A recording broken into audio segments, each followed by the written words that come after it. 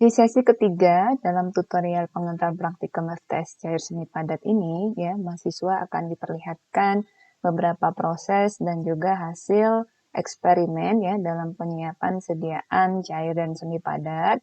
Dan kami harapkan ya mahasiswa dapat mengikuti tutorial ini dengan seksama karena akan banyak hal yang bisa kalian ambil ya. Apakah belajar dari eksperimen yang gagal ataupun yang berhasil ya. Jadi silahkan disimak dan juga nanti diambil manfaatnya untuk kalian dalam menyusun rencana kerja, terutama juga menyusun formulanya ya.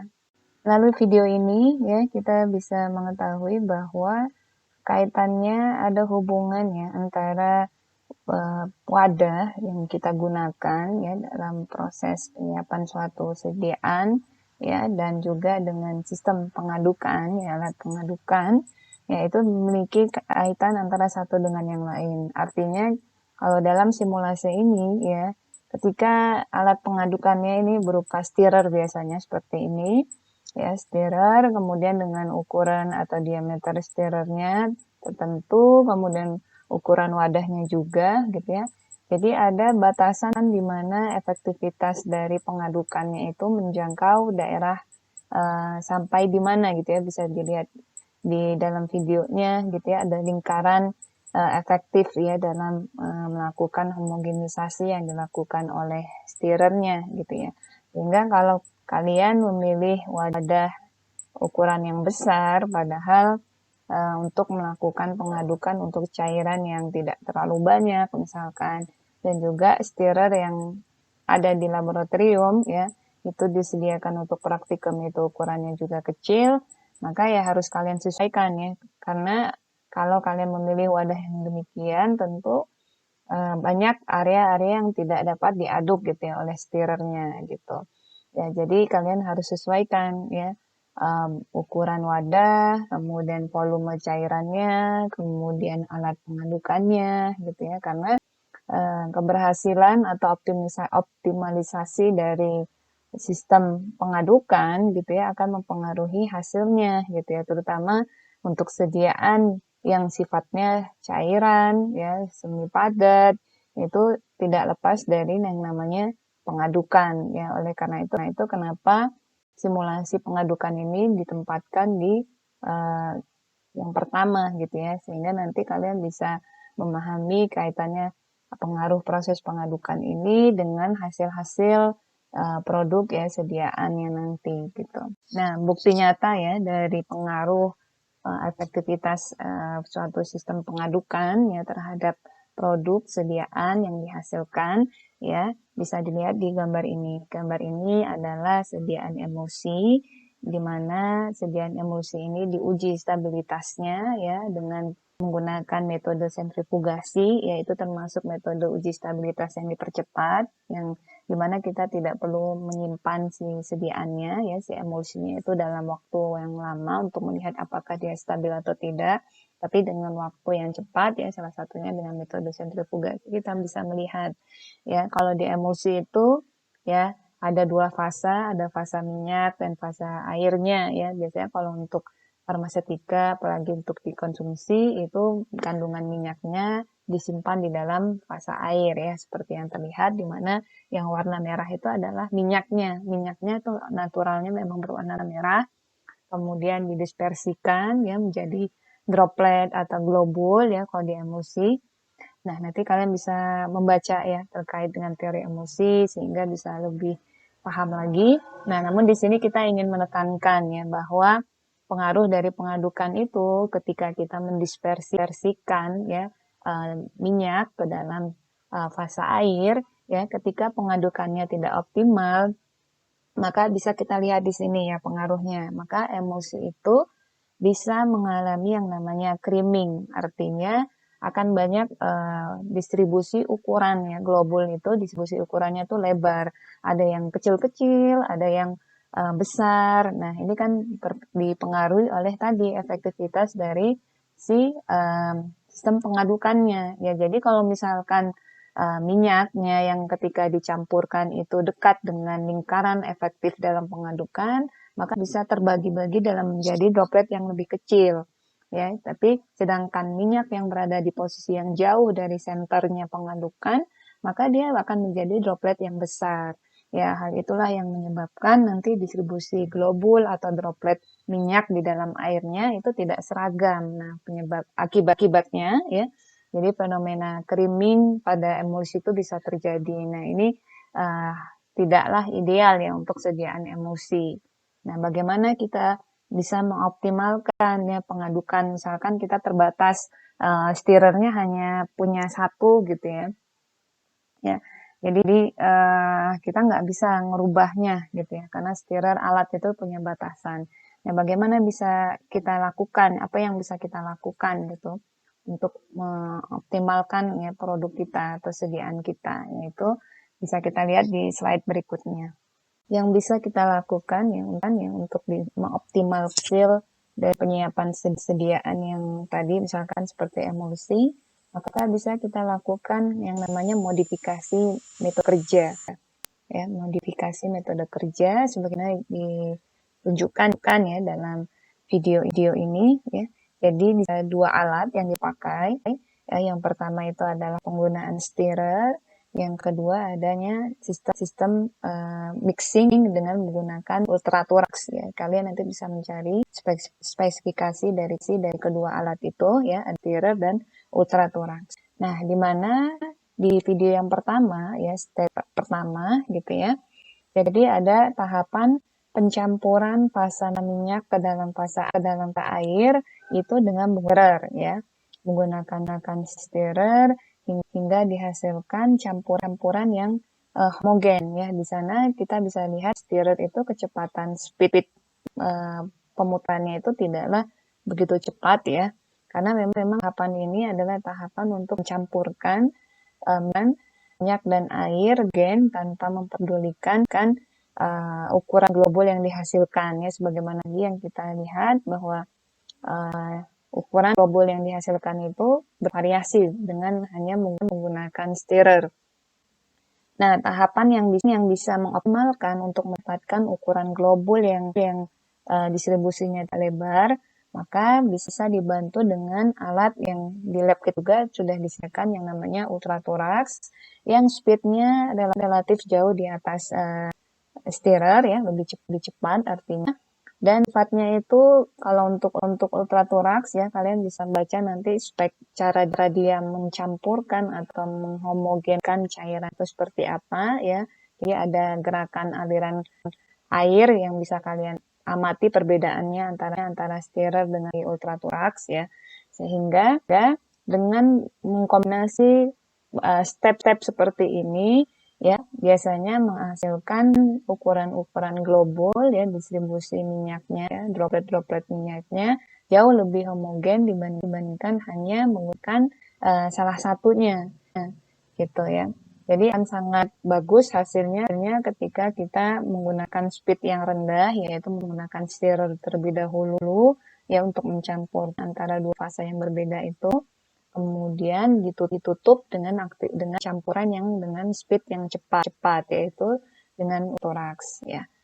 Sebelumnya ini saya ingin menyampaikan ya bahwa video ini terlihat ada orang ya praktikan tidak menggunakan glove, tapi kalian sudah tahu ya sikap profesional di laboratorium ketika bekerja harus menggunakan glove untuk mencegah kontaminasi terhadap sediaannya maupun potensi bahaya yang bisa dialami oleh si praktikannya. Jadi ingat ya, tetap harus bekerja dengan glove. Ya, berikut ini adalah beberapa foto ya dari hasil sediaan emulsi ya yang disiapkan. Namun bisa kalian lihat ya, terdapat ada dua fase yang terpisah ya pada gambar itu. Ada yang lebih opak ya, lebih tidak transparan, kemudian ada bagian yang transparan. Itu menandakan bahwa emulsi yang disiapkan itu terpisah gitu, tidak stabil. Nah, yang fenomena seperti ini sering terjadi diakibatkan oleh salah memilih jenis surfaktan ya, kemudian nilai HLB, total HLB yang dihitung itu tidak tepat ya, sehingga antara minyak dan airnya itu mudah sekali terpisah. Nah, oleh karena itu, di saat kalian nanti menyusun master formula untuk sediaan emulsi, ya, kalian jangan hanya sekedar memilih surfaktan tanpa mengetahui apakah surfaktan itu cocok ya dengan minyaknya, ya, tipe minyak yang akan dibuat emulsi gitu ya. Kemudian juga menghitung nilai HLB itu penting. Nah, sebagai informasi, ada surfaktan yang memiliki nilai HLB, ada yang tidak. Yang tidak ini adalah surfaktan atau emulgator yang sumber dari alam. Contohnya, misalkan gom Arab, santan gam, seperti itu. Nah, biasanya yang emulgator yang berasal dari alam, ya, alami emulgatornya, itu tidak ditentukan oleh nilai HLB, tetapi biasanya rentang persentasenya. Ya, sedangkan surfaktan yang biasanya tuh yang sintesis ya, yang disintesis dari hasil sintesis itu memiliki nilai HLB. Nah, itu harus diperhatikan. Ya, contohnya seperti ada twin, span, seperti itu tuh mereka memiliki HLB. Nah, kalian harus kalau misalkan kalian memilih twin span sebagai surfaktan, maka pastikan HLB-nya itu sesuai dengan HLB kebutuhan minyaknya. Ya, misalkan minyak olive oil gitu. Di informasi literaturnya disampaikan olive oil butuhnya di HLB-nya dinilai 7 gitu ya. Nah, maka kalian harus pastikan bahwa surfaktan yang kalian gunakan kombinasi ataupun single surfaktan itu berada di nilai yang mendekati ya HLB butuhnya minyak gitu. Ya, dan juga disesuaikan kekuatan atau persentase dari surfaktannya sehingga surfaktan tadi ya bisa bekerja efektif untuk mempertahankan ya dalam menyatukan atau sebagai jembatan untuk menyatukan fasa yang berbeda tadi ya minyak dan air seperti itu. Bentuk kesalahan yang sering terjadi lagi dalam formulasi adalah tidak sesuainya jenis maupun jumlah eksipien yang ditambahkan ke dalam formula. Ya, pada gambar ini adalah kesalahan dalam memilih pemanis maupun jumlahnya, yaitu untuk sediaan emulsi ditambahkan sukrosa di sini ya kasusnya. Nah, sukrosa sebagai pemanis ya itu dia punya level manis yang standar ya artinya kita butuh jumlah yang banyak untuk menghasilkan rasa manis ya. Sedangkan eksipien sebagai bahan pemanis itu banyak pilihannya. Bahkan ada yang manis sintetik yang manisnya itu puluhan kali lipat ya dari sukrosa. Ya, artinya kita gunakan sedikit saja sudah manis. Nah, dalam sediaan yang diformula dengan komponen yang kompleks ya, contohnya emulsi, itu ketika kita menambahkan komponen eksipien yang jumlahnya besar, sering sekali akan mengganggu sistem stabilitas ya, sistem stabilitas sediaannya, yaitu misalkan emulsi, misalkan, atau eksipiennya sendiri yang akan mengalami ketidakstabilan, dalam tanda kutip ya, ketidakstabilan artinya misalkan tadi bisa dilarutkan sempurna, kemudian ternyata karena jumlahnya banyak, kondisinya juga sudah jenuh, mengakibatkan terjadinya pemisahan atau sedimentasi atau rekristalisasi ya, sering seperti itu. Nah, oleh karena itu kalian ya ketika menyusun formula akan sangat mudah ya kalau kalian menggunakan eksipiennya tidak terlalu banyak ya, tapi sudah mengcover banyak hal misalkan ya, dan jumlahnya juga tidak banyak ya. Makin kita menggunakan eksipien atau bahan eksipien yang banyak, maka akan menyebabkan semakin kompleks juga formula kita dan potensi ketidakstabilan itu sangat besar ya, kemungkinan bisa terjadi. Selanjutnya ya dalam melakukan penyiapan sediaan ya kita harus bisa memprediksi pengaruh metode kerja ya proses kerja terkait dengan proses dari alat yang kita gunakan terhadap akibatnya nanti kesediaan kita. Ya, artinya seperti ini. Pada gambar yang kalian lihat di sini, ya, di sana ada dua sediaan emulsi, namun satu berwarna hijau terang, ya, dengan ditambahkan ada aroma yang cukup sedap, gitu ya. Kemudian di sisi yang kanan, ya, ada emulsi juga, nah, namun warnanya itu lebih ke hijau gelap, ya. atau hijau kecoklatan, ya dimana aromanya itu sedikit ataupun tidak baik ya, tidak sedap seperti itu. Nah, ternyata ada dua perbedaan cara kerja, proses kerja yang dilakukan. Yang dimana yang emulsi yang berwarna hijau terang itu mengalami proses yang namanya homogenisasi dalam waktu yang tidak lama ya, cukup singkat. Sedangkan di posisi kanan yang hijau kecoklatan itu dia mengalami proses homogenisasi yang membutuhkan waktu yang panjang. Nah, kenapa bisa menghasilkan warna yang berbeda? Ternyata kandungan minyak yang digunakan ya dalam sediaan emulsi itu adalah minyak yang memiliki stabilitas yang tidak cukup baik ya terhadap udara ya dalam oksigen, sehingga dia akan mudah teroksidasi ya ketika terpapar dengan lingkungan yang terbuka, ditambah lagi dalam proses homogenisasi yaitu ada panas yang dihasilkan ya dari alat homogenisasinya ya. Misalkan ultratoraks. Ultratoraks itu kalau kita gunakan misalkan 10 menit ke atas itu sudah menghasilkan panas. Nah, itu akan menginduksi terjadinya reaksi oksidasi. Nah, kalau kita ketika ya bekerja kemudian mengoptimasi ternyata waktunya memang membutuhkan waktu yang cukup panjang gitu ya untuk mendapatkan misalkan emulsi yang homogen, maka strategi apa yang bisa kita lakukan gitu ya agar sediaan kita itu dihasilkan sediaan yang memang yang ideal gitu ya. Maka kita sudah tahu nih sumber masalahnya nanti adalah reaksi oksidasi. Maka apa yang bisa kita lakukan? Kita tahu bahwa ada eksipien yang berperan sebagai antioksidan. Ya, kita bisa tambahkan di sana. Ya, antioksidan. Kita masih bisa gunakan metode kerja yang sama, misalkan ya menggunakan long time homogenization. Ya, namun kita sudah berikan antioksidan di sana.